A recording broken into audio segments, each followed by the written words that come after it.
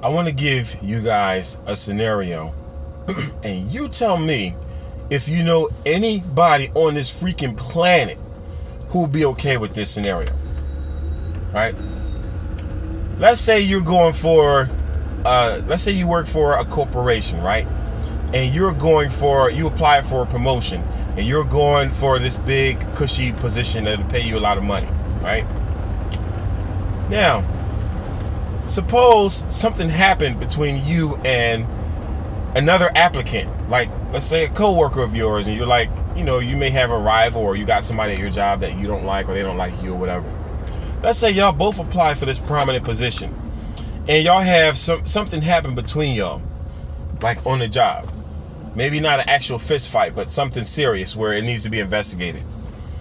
Suppose the HR team that's investigating the incident, suppose you went out to a bar on a Friday night and you saw people from that investigative team hanging out with the other person involved in the incident. Would you be okay with that? Would you be okay with their investigation and their findings? Would you accept their findings if you saw that? Suppose you overheard some people from the HR team saying, man, we can't let this guy or this girl, we can't let them get this position because I don't think they'll do a good job. Talking about you. You overhear them whispering somewhere, or somebody you trust tells you. They're talking about how they don't want you to win, and they're trying to figure out a way to not allow you to win this position. When they finish their investigation in terms of who was wrong in the incident between you and the other coworker, do you know anybody on this planet who would accept the results of that? First thing you're going to say is that person's biased. The people from that HR team they showing favoritism and bias towards the other person, because members of HR, they hang out together. Members of HR, they want her or him to win that position, and they don't like me. So you're not going to accept the results of that. But that is exactly what the Democrats are doing with the Mueller investigation, with the FBI investigation into Trump. The whole Russia collusion thing. You got members of the FBI who were literally fired, and it's not a secret. People who are literally fired for texting and complaining about Trump winning, saying, oh, they're going to stop him from winning the presidency. People that were assigned to investigate Trump were people who were personally shown to have had connections to Hillary Clinton. How is that fair or just? How is that fair or just? You would not accept that. If you were in his place, you would not accept anything that come out of their mouth in terms of some kind of investigative report. But Democrats present this to you like it's okay. They don't care about justice at all. They literally don't. Democrats are evil. Liberals are evil. Like, I'm starting to believe that. Have you ever heard anybody be investigated and the report says there's no evidence that can show that this person actually did what they're accused of? But then that report also say, but I can't prove that he didn't. Have you ever heard that in the court of law, that you're going to go with, but I can't prove that he didn't? Like, that's not how the law works. That's not how the justice system works. You would not accept that. Let me tell you how screwed up people's sense of justice is. People will look at R. Kelly. They'll look at Bill Cosby. They'll look at you name a prominent black person who gets in trouble with the law for something that they did, or they put themselves in a particular situation to where it can look really bad. It can look like they did it. People will ignore they'll ignore the entire investigation to say, no, the whole reason why this person is in trouble is because of this conspiracy, because this person spoke out on this or spoke out on that. No, man, stay woke. Don't believe what the media tell you. This was all a conspiracy. They'll literally ignore every ounce of evidence there is because they like this person, because they don't like the fact that this person's in trouble.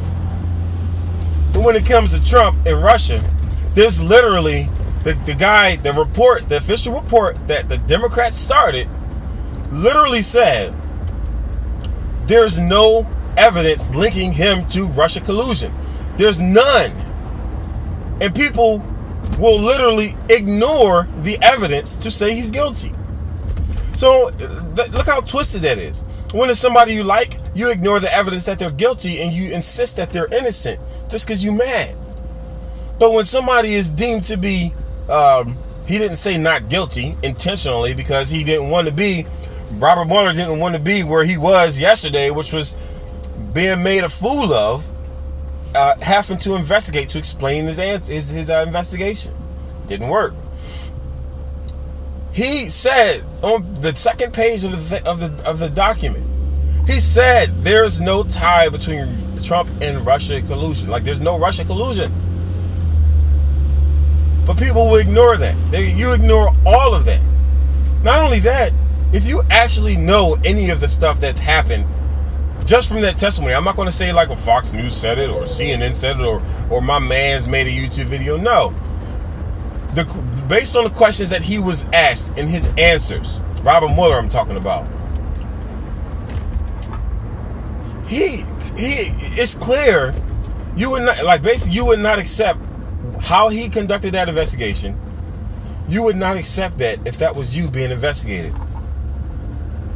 If people on both sides of you and that coworker or whatever, back to the coworker, if your buddies or people that like you or whatever lied because they or either they actually lied or it seemed like they lied because they were trying to keep you out of trouble or whatever, or keep themselves out of trouble or not be involved, whatever.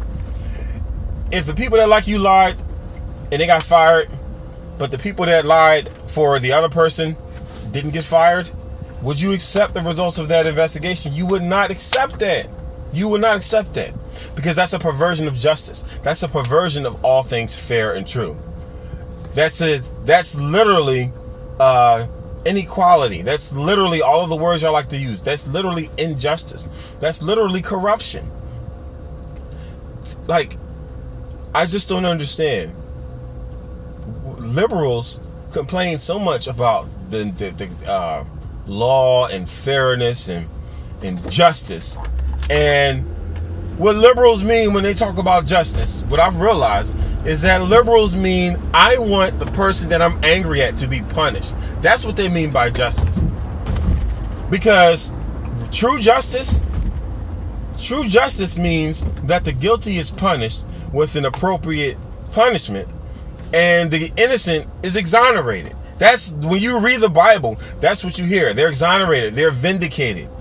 I'm declared guilt-free. Like, read the Bible. That's what it talks about. It's not just about you feel strongly that somebody did something wrong and therefore they're automatically guilty, and it doesn't matter what you do to make them guilty, like to prove them guilty, by all means necessary.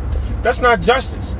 The idea of making up in your head before an investigation that someone's guilty and then altering evidence and showing bias in your investigation to make this person appear guilty so that they can be convicted or whatever. That is literally what y'all complain about cops doing. That's literally what y'all say the system does to black men.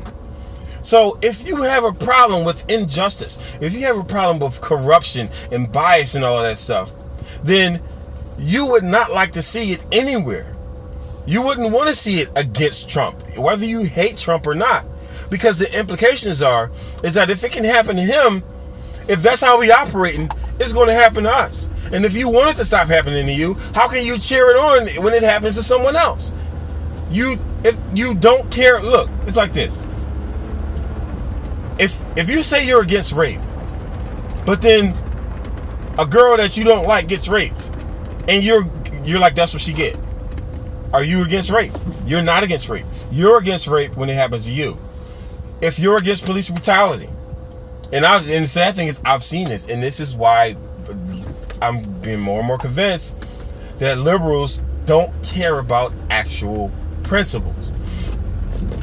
if you see somebody getting if you see a black guy getting beat by the cops, you get upset. And you say it's police brutality. They're going, overboard with it and that sort of thing. Okay, fine, I get it. You that's how you feel. That you believe it's wrong. But I've seen people who've seen a white person get attacked by cops, get attacked on the street by somebody for wearing a MAGA hat, or just something bad happened to them. And the same people who cry about injustice and violence and all that stuff, they'll be like, so what? It happens to black people. But I thought you was against that stuff. So what that tells me is you're only against it when it happens to people that you like. You're only against it when it happens to black people. When it happens to anyone else, you don't care. But you put yourself out to be this high and mighty advocate. This is what I have a problem with. And you look at the Kavanaugh hearings, and you look at the Kavanaugh hearings, you look at Representative Keith Ellison, and the accusations of him being physically violent, physically abusive to his girlfriend. There was much more evidence for Keith Ellison, who's a Democrat, there was more evidence for him actually being guilty of what he was accused of than Kavanaugh and Trump combined. But Democrats never talk about it. He's still in office. There's no investigation or anything. They don't care. All they do is they use these things. They find these things that they think that people care about, and they use these buzzwords like equality, fairness, justice. They know that most people believe. Most people don't. Most people believe that they care about this stuff. So liberals use these things as political tools. That's what they do.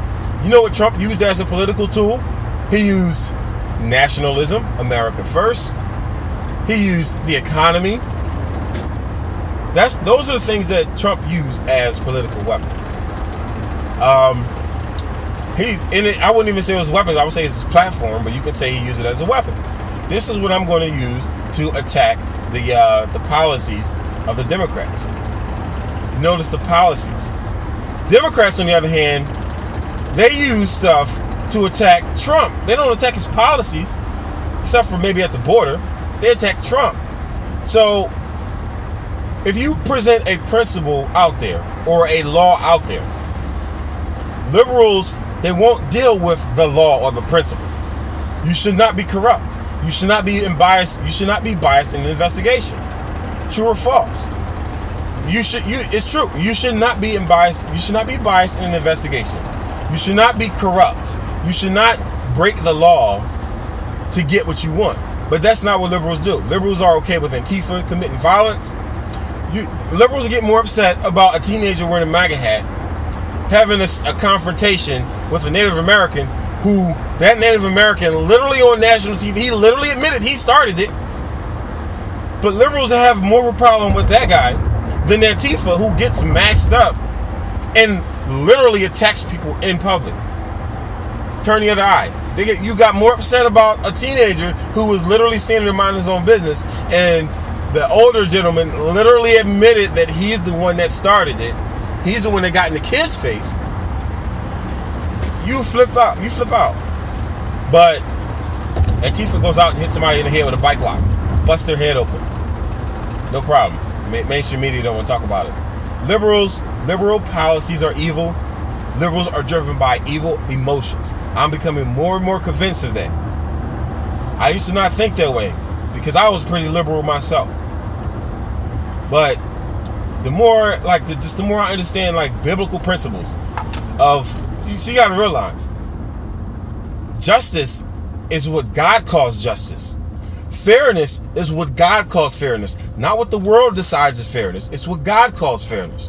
And fairness, how many times does the Bible talk about not using unjust scales or not using unequal scales? That means you having a different standard. That means you're using a different measurement for different people. The Bible talks about that a lot. It doesn't say by any means. Show me in the Bible where it says by any means necessary, you go and get to do something. The Bible tells us to submit to the government. The Bible says that the government was put into place to punish evildoers. So submit to it. It literally says that. And this is in the New Testament. Democrats, liberalism, I'm going to say liberalism. Democrats, liberalism, to me, they're all the same now, these days. Liberalism, leftism, socialism completely goes against everything the Bible teaches about justice and morality. It literally, it ignores all of that. It undercuts it, and many times it goes directly against it.